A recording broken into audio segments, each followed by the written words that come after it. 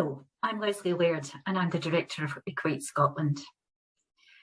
I joined Equate Scotland in June 2020, having worked for most of my working life in the high-tech and financial services sectors. And coupled with my experience in local and national government, this role is the epitome of bringing all my transferable skills together. Equate Scotland is widely recognised as an expert in gender equality through the science, technology, engineering, maths and built environments, or as you may heard it called, STEM sectors. Since our inception in 2006, we have been creating tangible and sustainable changes, enabling women studying and working in these sectors to develop by supporting their recruitment, retention and progression. Our vision is of a progressive STEM market where women can contribute equally to the advancements in science, engineering and technology and have fair access to the green jobs of the future. We do this by working with women at all stages of their career. Starting with students, our student network provides training and support at the early stages of their STEM studies and their career. We also support women in STEM with their continued professional development as they build their career and support them to get to the top of their field. We partner with organisations to support women returners and career changers so that they too can take advantage of the new opportunities emerging in the STEM sectors. We work closely with employers on their equality, diversity and inclusion journey by providing a range of tailored training and consultancy interventions that support an effective ED&I culture in the workplace. We also consult with policy and change makers to influence thinking and to shape future policy and practice so that it will deliver a sustainable change for women in STEM. Equate Scotland has a long history of collaboration and partnership. That's why we're delighted to be working alongside AFBE and NMIS on this very special project. History shows that real change requires like-minded people to come together using their voice for change. Following these sessions, we hope through your work and your allyship that you will take positive action, be a visible advocate and a role model for change. Thank you. Hello, I'm Ollie Folayan. I'm a chemical engineer working in the energy industry. I'm also chair of the award-winning AFBE Scotland. AFBE UK exists to help people from all backgrounds into the engineering sector and to support them within it. We have a special but not exclusive emphasis on people from Black and minority ethnic backgrounds.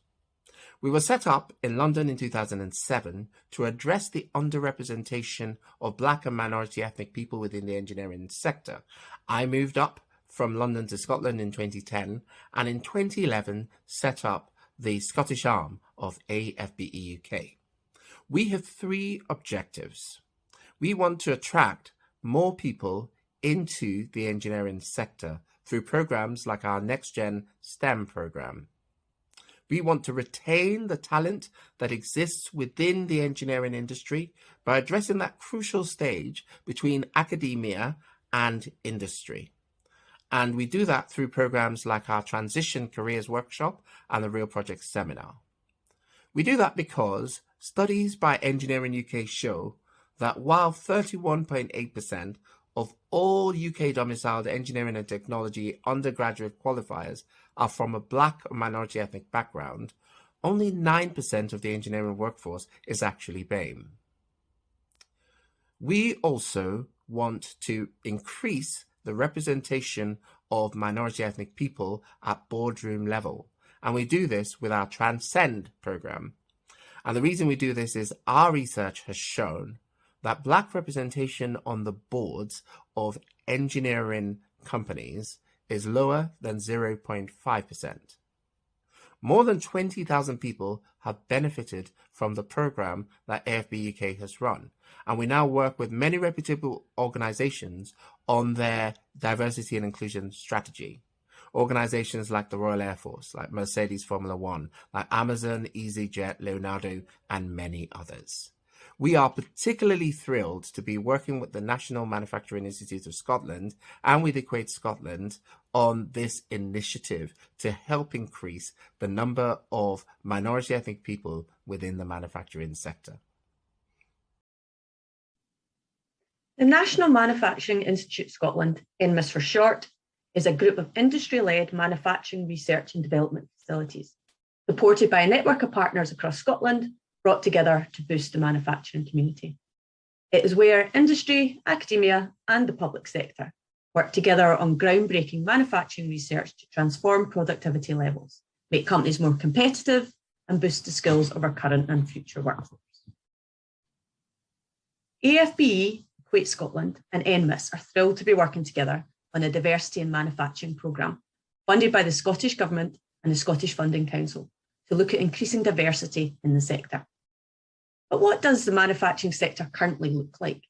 This isn't a complete question we can answer at the moment. There are a number of data gaps relating to diversity in manufacturing in the UK, and specifically Scotland, with much more research available in the US. Data is critical to understand what the current picture is, decide priorities, and track progress. Data collection is fragmented with different approaches by different groups, and many of the key documents and strategic industry plans relating to manufacturing diversity are often absorbed in the statistics for engineering. We also find that while there's some analysis on gender, there's less on race and less again for disability, age, and other characteristics. Data can highlight where the action is required and can help us to understand which actions are effective and where progress is being made. More comprehensive data recording and analysis is an important first step to increasing diversity. However, increasing diversity itself isn't the end goal. What we're looking for is inclusion, where everyone feels valued, but importantly adds value. Here are some of the key statistics about the current diversity in manufacturing. Engineering is forecast to account for 1.1% of job openings in the long term in Scotland. The gender pay gap for manufacturing in 2019 was 18%, and in 2020, 14.1%, with the gender pay gap across Scotland in 2019, 7.2%, and in 2020, 3%. Only 67% of UK manufacturers have an ED&I strategy or are planning to have one. 2% of the manufacturers have an average workforce aged below 30. Minority ethnic representation on boards is only 5%. So we know there is more that we can do to ensure that we have the skills we need for the future for manufacturing. Despite 40 years of legislation, training initiatives, and equality policies, the world of work is still not representative of communities in Scotland and nationwide. Statistics and research highlight significantly higher rates of unemployment for some ethnic minority groups as compared with the Scottish population.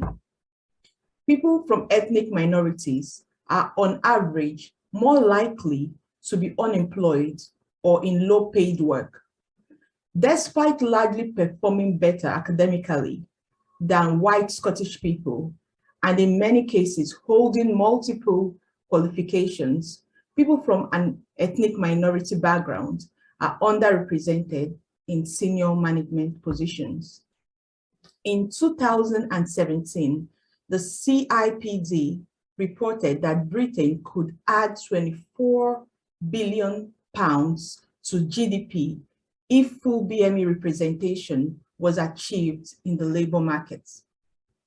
The race in the workplace, the McGregor-Smith review of 2017 suggested that proactively promoting inclusion led to a more engaged and connected work culture.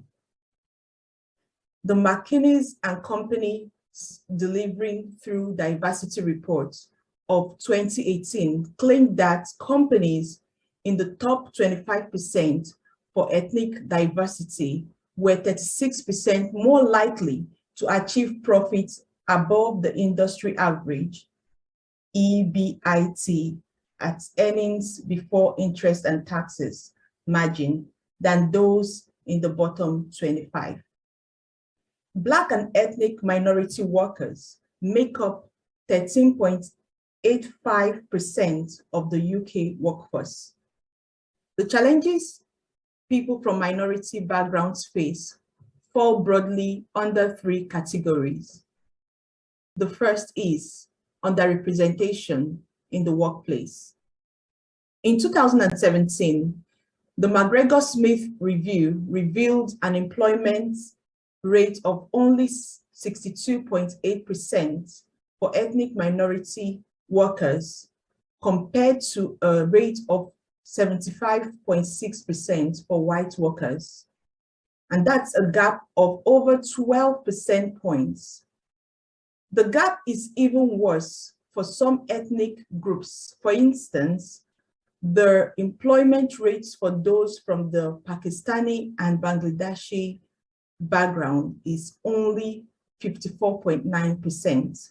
According to the Engineering UK Key Facts Report of 2019, engineering and technology graduates who are female and from an ethnic minority background were less likely to be in engineering occupations or employed within the engineering sector than their male or white ethnic group counterparts.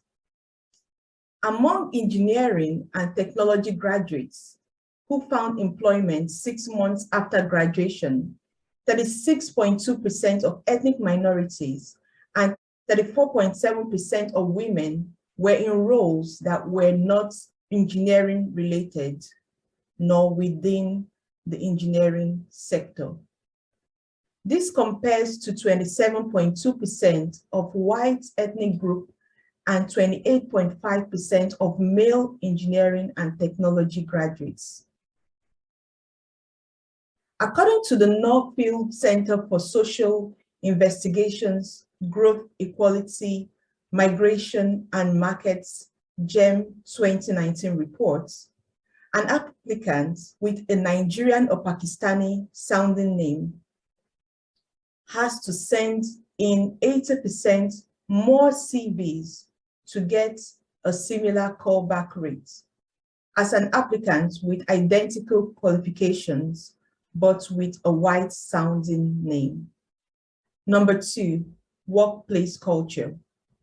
When young people from ethnic minority backgrounds enter the workplace, often following a long period of searching than their counterparts, they come into an industry in which they have few role models in positions of influence to look up to, or the support network to help them make good career choices.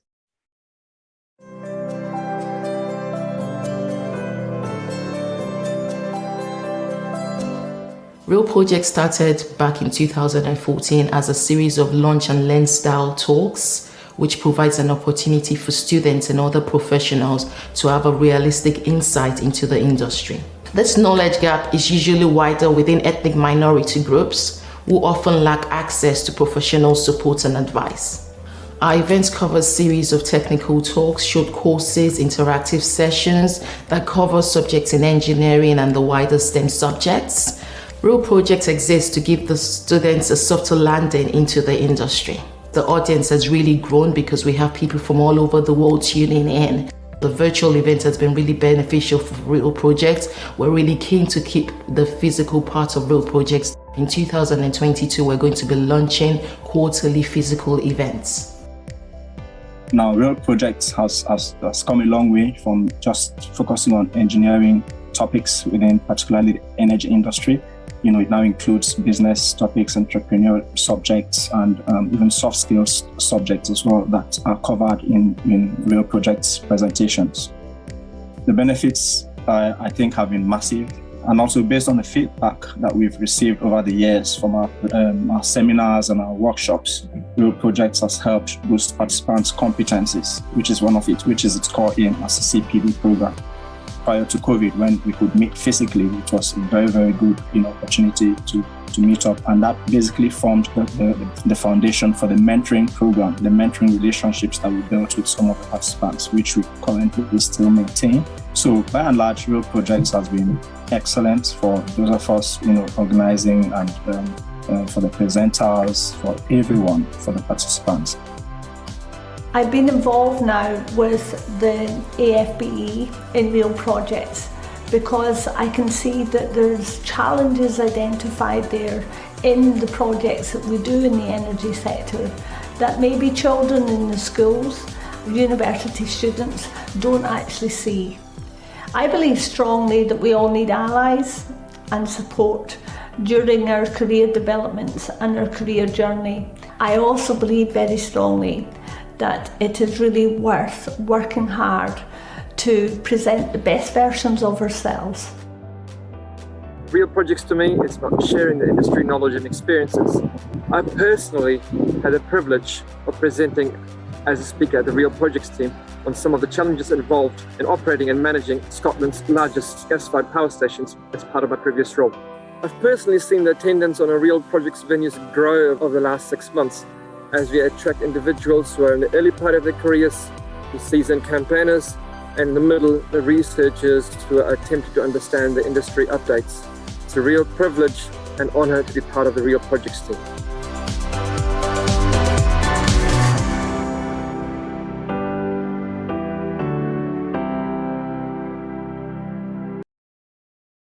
In 2016, a report by the Centre Right Thinking Tank Policy Exchange concluded that despite a growing minority ethnic middle class, ethnic minorities in highly skilled, well-paid professions are concentrated at the bottom level of senior management roles.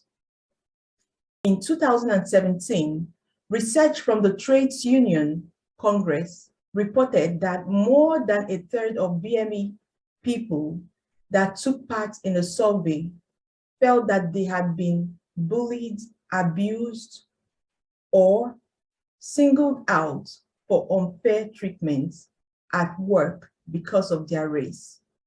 Barriers such as harassment, microaggressions, and denial of opportunity have a significant effect on the progression and mental well-being of workers of minority ethnic origin.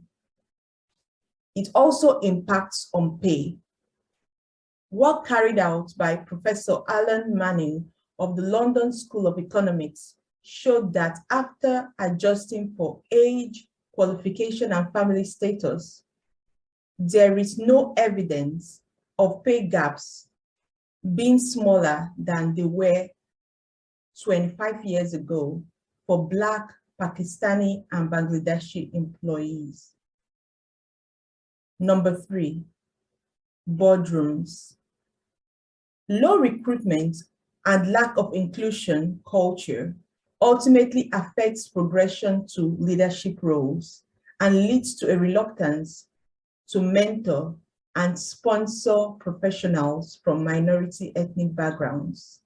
This results in underrepresentation at leadership level, and there is no sign that this is improving. The Financial Times reported in 2021 that there are no Black executives in any of the top 3 roles at Britain's biggest companies for the first time in 6 years. Work carried out by AFBE UK in 2017 also showed that Black representation on the boards of the top 100 engineering firms is less than 0.5%. We must diversify the pipeline, make our workplaces inclusive, and ensure that opportunities for progress are not denied anyone on the basis of race. Here is how we can do that. Number 1, establish a baseline. Businesses should take the time to capture ethnicity data that establish a baseline on recruitment, retention of minority workers, pay gap, and career progression. Number 2, start early. Greater investment into the funding of STEM education is needed in inner city schools and relatively deprived areas where ethnic minority communities often are.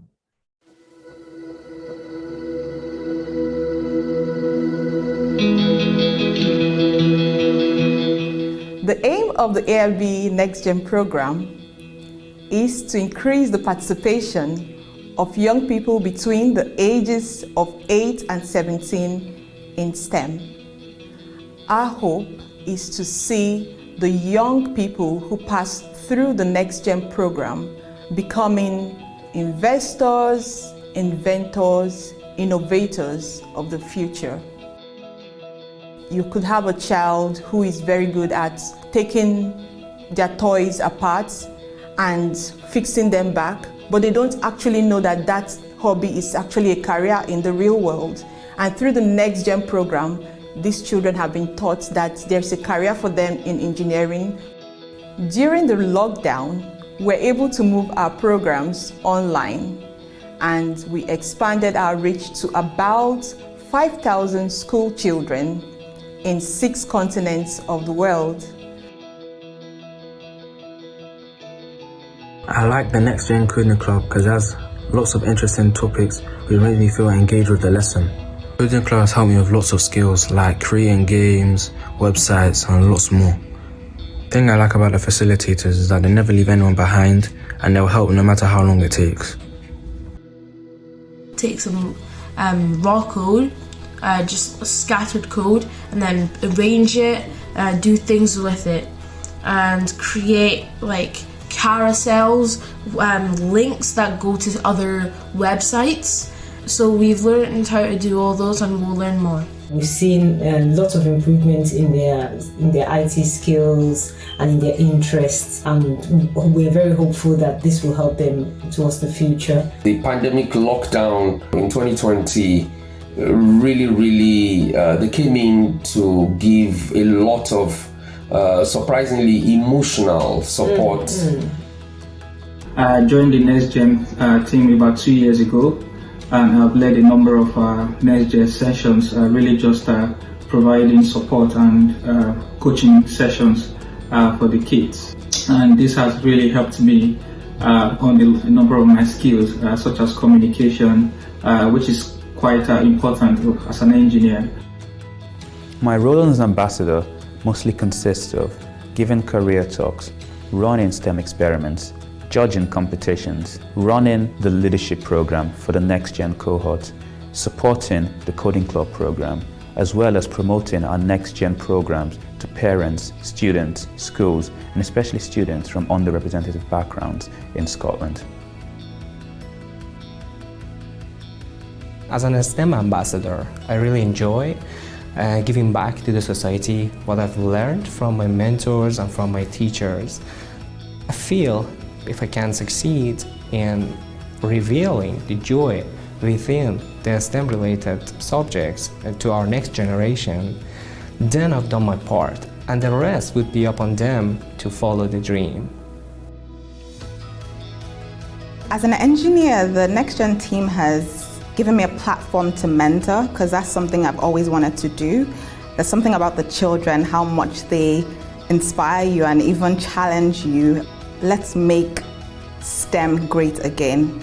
As a little girl, as a little boy, Next Gen is a place that will bring that to life again, and it's a place that would build you that confidence to join in those fields.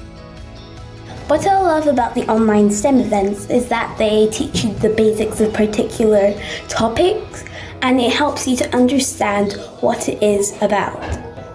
The Next Gen STEM events have helped me to understand what people do as their jobs and how important it is to get to do your best. How do we invoke their curiosity? How do we get them passionate about sciences? all too often we fail to tackle the boredom. And I think that's where NextGen has been fantastic. The day in the life of a doctor, the different ones on sustainability in energy and environment, introduction to data science, the NextGen coding club, they have just been so diverse, and in each case the speaker has managed to touch a nerve where they have got their students really hooked on.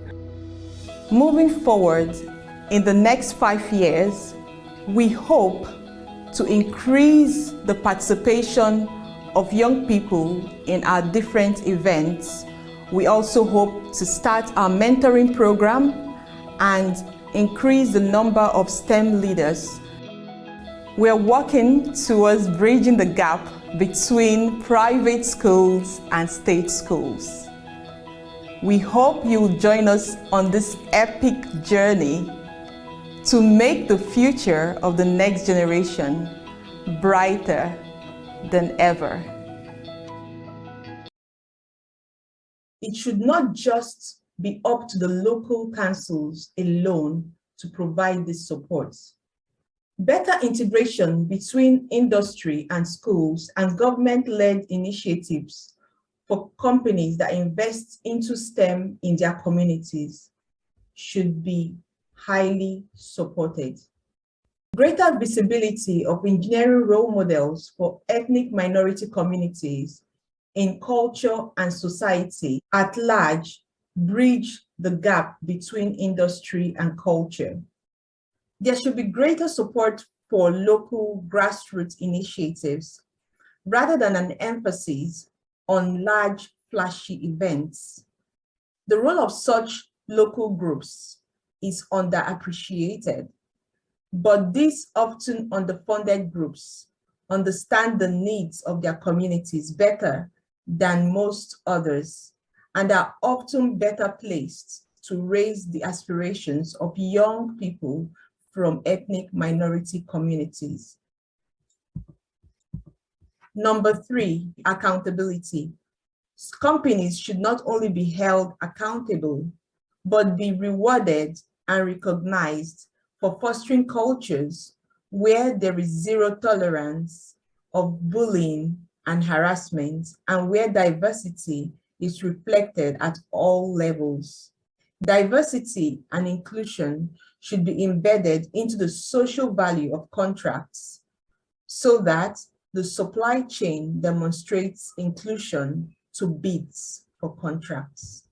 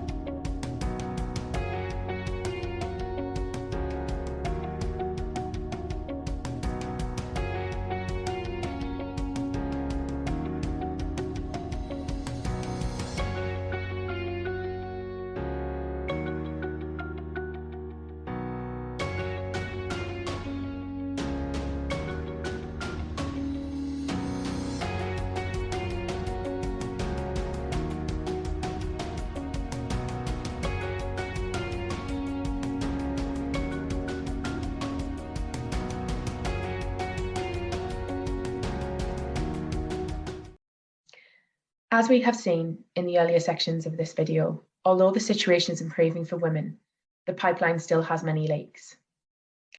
At the younger end of their career, girls who have an interest in STEM subjects or wish to choose them for further study can find themselves potentially being the only woman in their workshop or classroom. If you can think of a time where you were the only person who looked or sounded like you in a room, I'm sure you'll remember that it may not have felt particularly comfortable, and you might have felt exposed or observed. Even if you didn't experience any negative behaviour, it may have resulted in you feeling less confident or secure.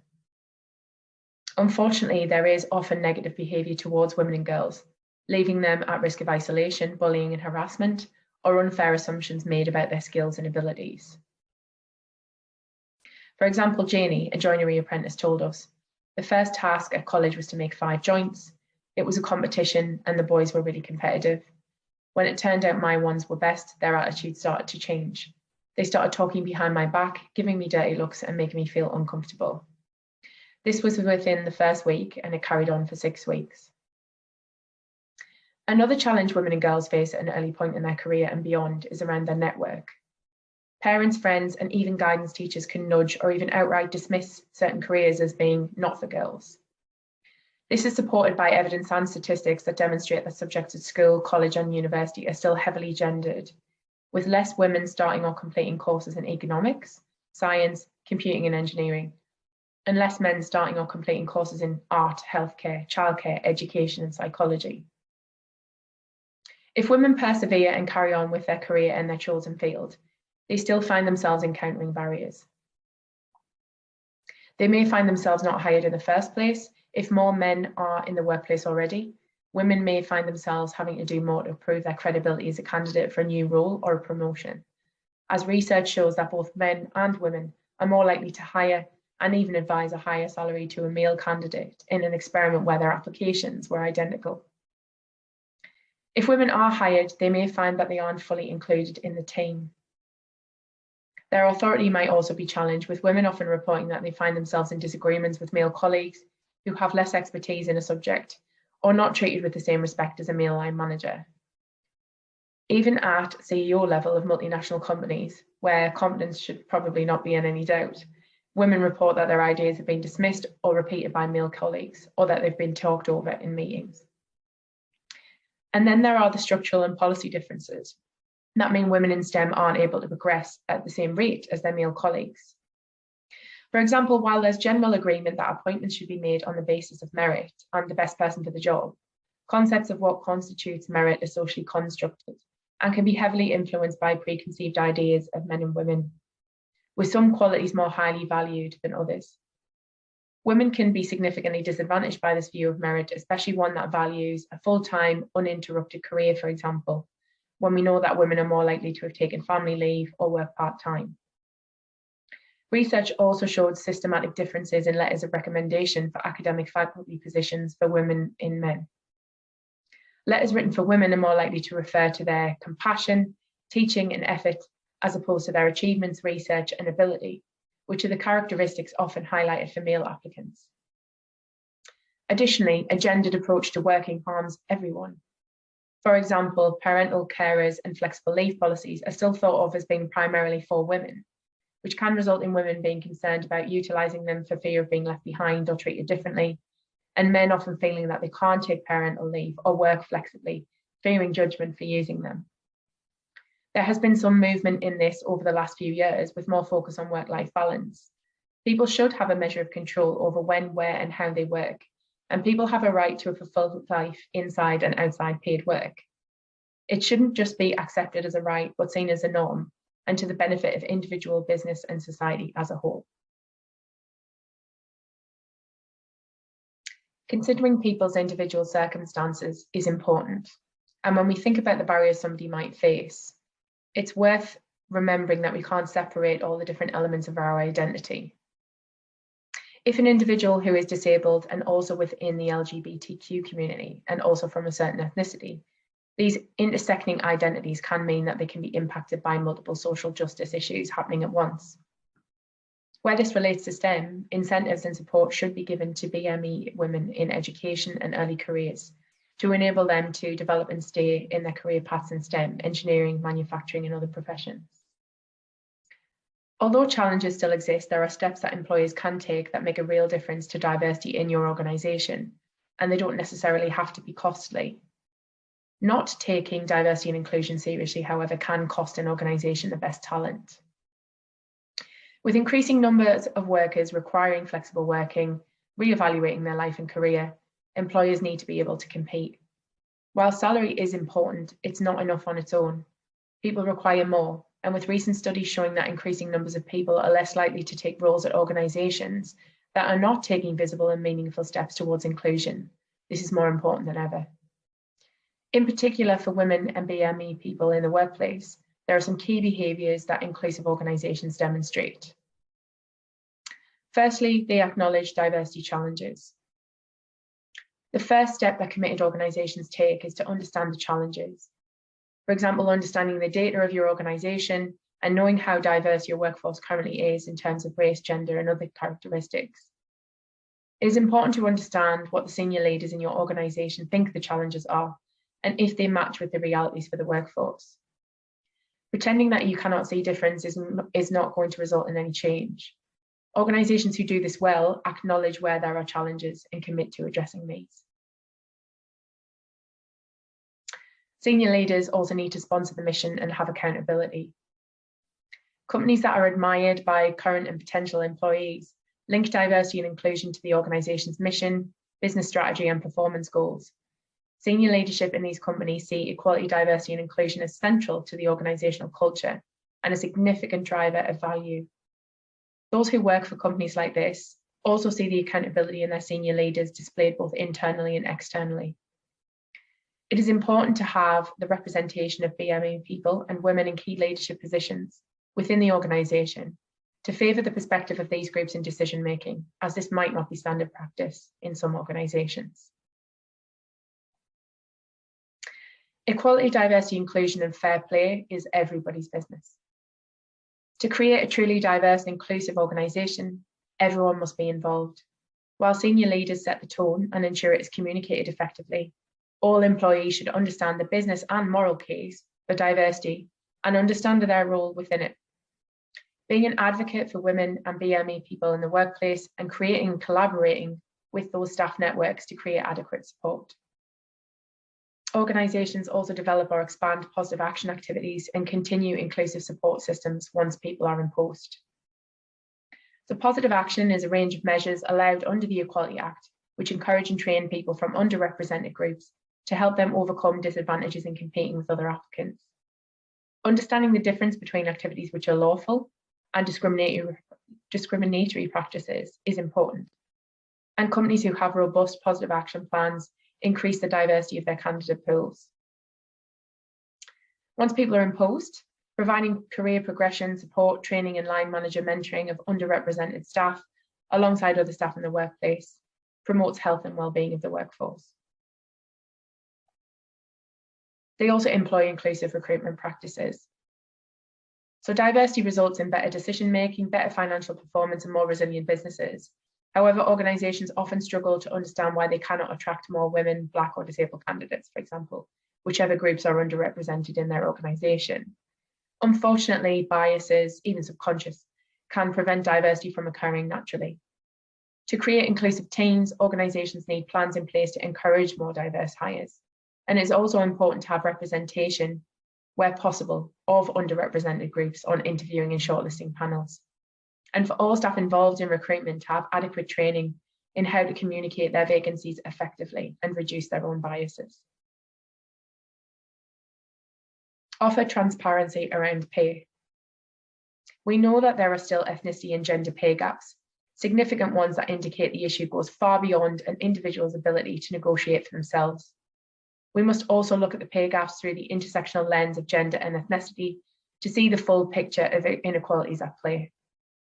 Managing pay equity, but also looking at root causes for inequalities, builds trust in leadership, results in increased engagement and reduces turnover. Inequities or secrecy around compensation packages, on the other hand, can lead to employee dissatisfaction and high turnover. Policy should be put in place to eradicate employee pay disparity. Some organisations publish their gender pay gap, but it's not mandated for all organisations, and even less research or publish their ethnicity pay gaps. Reporting these gaps can make for uncomfortable truths, but they can be real driving forces for action. Establish mentoring programmes and spotlight role models. There's some truth to the adage, you cannot be what you cannot see. The companies who are seen as inclusive ensure that there is representation from different ethnicities and genders. They also invest in mentoring and coaching programmes, as well as understanding reciprocal or reverse mentoring as tools for developing goals around inclusion. The importance of underrepresented groups, breaking the cultural norms and speaking boldly about their achievements is also important. And even more importantly, employers should also be undilutedly showcasing the achievements of individual staff members, publicly and internally. Especially for those who are more junior in their careers, it's important to see what their own future might look like, reflected in the role models and mentors of the organisation. Employers should also consider the wider context of work and education systems and what role that they can take. The education and work systems current in society impacts on early talent and continuing professional development for BME people and women. We know that there are significant attainment gaps in education and access to high quality ongoing continued professional development. Employers have an important role in driving stigma reduction and preventing the effects of racism and sexism. The STEM sectors in particular, at the forefront of innovation and transformation, can drive thought leadership around inclusion. Governments, companies, BME and gender champions at all levels should be working together to tackle causes of non-attainment or reduced attainment amongst different groups.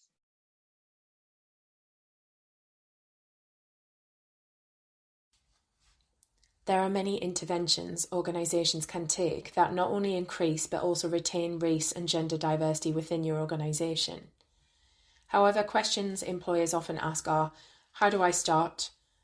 Are our policies and strategies working? And how can we make sure that we keep momentum? As part of the Diversity in Manufacturing programme, made possible by funding from the Scottish Funding Council and the Scottish Government, Equate Scotland, the Association for Black and Ethnic Minority Engineers, and the National Manufacturing Institute Scotland are providing a series of free training and consultancy for employers that helps organisations understand more about the diversity challenges they are facing and how you might be missing out on employee talent due to policies that aren't being viewed through a race or gender lens, or perhaps elements of hidden organisational culture, which means that some people don't get hired in the first place, or once employed, don't feel comfortable bringing their authentic selves to work. Each organisation who signs up will take part with several other organisations, and each gets 3 places on the training events. To take a holistic approach, we encourage these 3 places to be taken by one senior leader, someone with recruitment responsibility, and somebody with a technical role. These sessions will be interactive, require collaboration and discussion, and taking part in these sessions alongside your 2 colleagues, but also other people from similar organisations, allows for cross-organisational learning and sharing of good practice. The series is comprised of 3 sessions which cover skills to reduce inequalities, positive action, and inclusive recruitment. Skills to reduce inequalities looks at the type of non-inclusive behaviours seen in workplaces and provides delegates with the strategies for reducing or removing these, and crucially discusses why it is important to do so. Inclusive recruitment and positive action look at the strategies, policy changes and initiatives that organisations can take to reduce inequalities for current employees, whilst also attracting new and diverse talent. These training sessions give a strong foundation of knowledge and skills for starting a diversity action plan in your organisation. Equate Scotland and the Association for Black and Ethnic Minority Engineers will follow up after the training with an organisation-specific tailored consultancy appointment to support you to work through a specific organisational issue and help you to facilitate your organisation's diversity strategy. We look forward to seeing you soon. To sign up for the series or find out more, please go to the webpage. To find out more about National Manufacturing Institute Scotland, Association for Black and Ethnic Minority Engineers, or Equate Scotland, please follow us on our social media accounts.